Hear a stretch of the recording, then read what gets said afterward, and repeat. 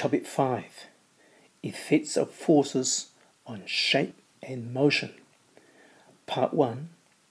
Effect of forces on the shape of a spring, as you can see here. What can forces do?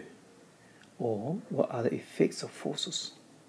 Firstly, changing the shape and also the size of an object, like squashing a ball, stretching a spring, and so forth. Secondly, changing the motion of an object. You can accelerate it or decelerate it by applying a force. Thirdly, changing the direction of an object, like keeping an object like a ball in circular motion like this. This ball here is being pulled towards the center the whole time as it goes around a circle. Extension or stretching of a spring.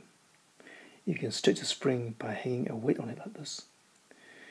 Any amount stretched is called extension. If you were to do an experiment of extension versus force or weight, then you will get a straight line graph like this. In other words, as you increase the force, as you increase the weight, the amount of extension also increases. See whether you can describe what the extension of a spring is. In short, extension is the amount stretched.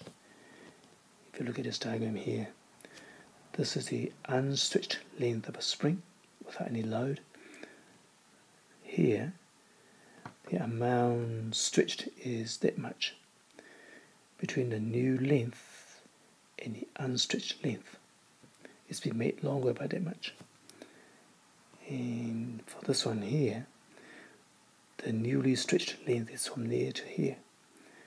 So the extension is from there to there, from the original unstretched length to the new length.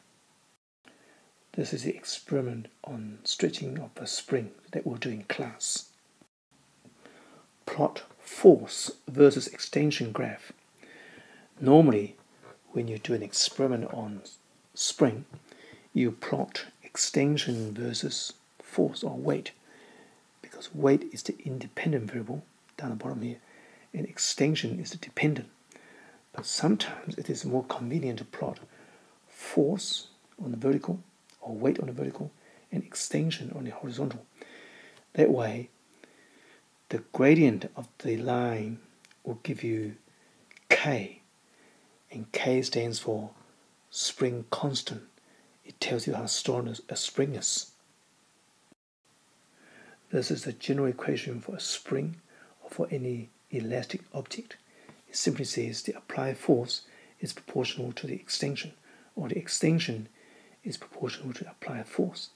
And this is called the Hooke's law, which says the extension x of an elastic object is proportional to the applied force. And this diagram here illustrates that. When the applied force is F, extension is x. When the applied force is 2F, the extension is 2x. Hooke's law only applies to the elastic region of a spring. And the limit of this elasticity is called the limit of proportionality, or limit of elasticity. Once you cross that limit, you are into a plastic region, which means the spring will be permanently stretched. It will not go back to the original length. So for exam purposes, remember a shape like this. And force is on the vertical, extension on the horizontal.